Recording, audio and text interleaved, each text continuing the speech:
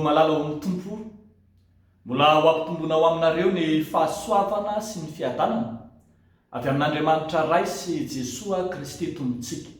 Amen. Ny fahefan'Andriamanitra miantso. Ny fahefan'Andriamanitra miantso.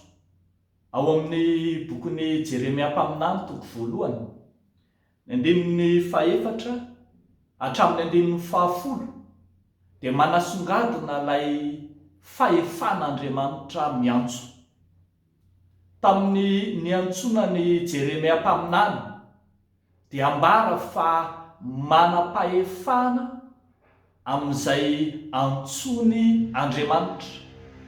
Manam-pahefana amin'izay antsony Andriamanitra ka izy no miantso, izy no momba, ary mbola izy koa no manokana ny olona sy maniraka amin'izay andrany azy. Hitantsika eto izany dingana telo izany tamin'ny niantsona any Jeremia mpaminany. Izy no miantso, fahefan'Andriamanitra mahadoidio zany, ka dia miantso an Jeremia izy. Iny niantso an Jeremia hatry ny fon'izy mbola tany Akibo azy, dia efa nantson'Andriamanitra. Manam-pahefana amin'izay antsony Andriamanitra ka miantso izay tiany raha teo ihany koa.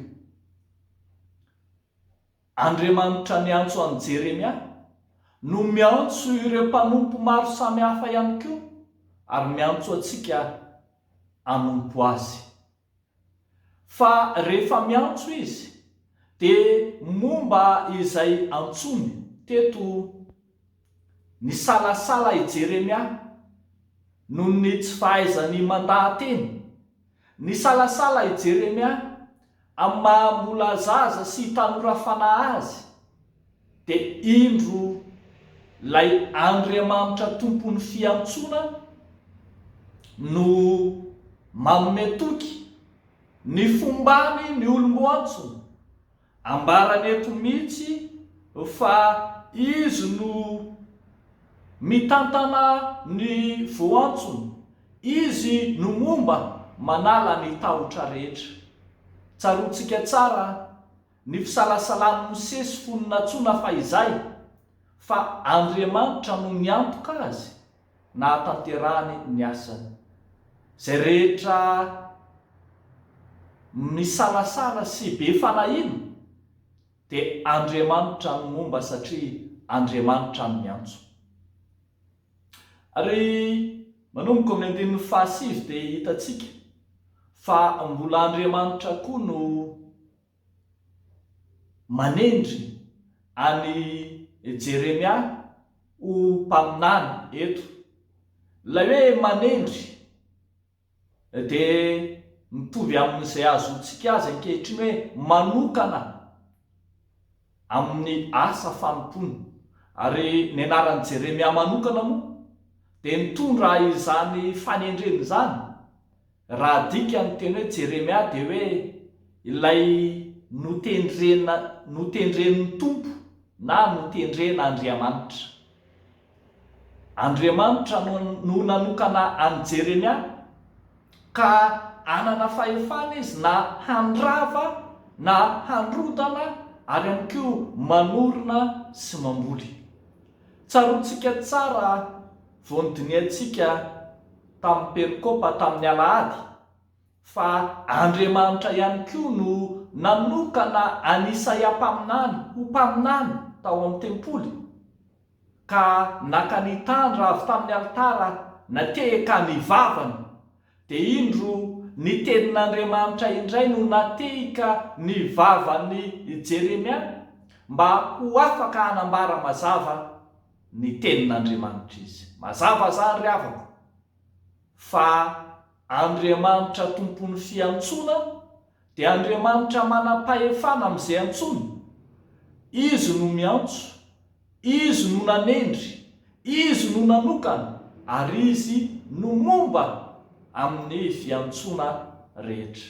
Hoanao koa ry havako malala, aza matahotra aza misalasala, aza be fanahiny, ny tsy hainao atao hain'Andriamanitra, ny tsy efanao ataon'Andriamanitra, ny tsy vitanao sy izay mahabe fisalasalana anao ataon'Andriamanitra, fa ny tokony ataonao mandehany ekeo ankatoavy ny iraka zay anirahan'Andriamanitra anao, fa Andriamanitra tompony fiantsona izy, manam-pahefana amin'izay nantsona.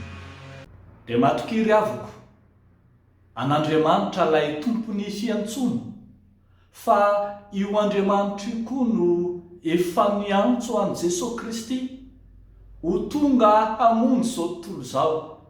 Io no naniraka azy, ary io no momba azy, ary mbola io koa no nanokana an' Jesosy anao ny asany tetỳ an-tany. Tadiditsika tsara ny fotoana izay nanokanana an' Jesosy tamin'ny fotoana izay nanaovana batisa azy, ka nampisokatra ny lanitra ny tenenany fa ity no zanako malalako izay sitrako, izy no enoy. Ianao koa ry havako, matoki an'Andriamanitra, aza manaiko avilivily ny fisainana na ny feon'ny fieritreretanao, na ny amin'izay fanakorana na faneson'ny olona hafa te hilaza fa tsy voantso ianao. Tsia, efa niantso ny anaranao aho, ianao hoy Andriamanitra. Ko mahireza, matoki fa izay niantso anao no maniraka anao. Dia ho an'Andriamanitra ireriany ny voninahitra. Amen. Ivavaka isika. Misaotra sy midera ary mankalaza anao zay Andriamanitra rainay be fitiavana. Misaotra anao manokana izay no ny atsapanay fa momba anay mandrakariva ianao, na dia malemy ary izay dia feno hery eny am-pandehanana, ary na dia voafetra ihany izay amin'ny maha-olombelona anay, dia ianao Andriamanitra kosa no momba ny asanay rehetra, ary dia no amafisinao indray androany zany fomba anao ny mpanomponao izany. Misaotra Tompo. Dia mivavaka izahay ho amin'ny famponay rehetra, ho amin'ny fisalasalanay rehetra, ho amin'ny taotray rehetra, ianao no ampahery anay. Fa mivavaka ihany koa izay Jesosy amin'ity andro anio ity ho an'ny fiarahamonina manodidina anay, ireo izay manana ny tsy salama, ireo izay ao anatin'ny aretina, ireo izay mana manjodo na pahoriana, ireo izay miatrika zava-manahirana, ireo izay miatrika fifaninanana samihafa na fifaninanana eo amin'ny asa na amin'ny fianarana, apetraka am-pelantananao. Tompo momba ireny mpanomponao tsiraray avy ireny, mba ahazahoany anjara masoandro avy aminao Andriamanitra le momba azy. Dia mampahereza Tompo, eny mampahereza, amin'ny anaran'i Jesosy Kristy Tomponay. Amen.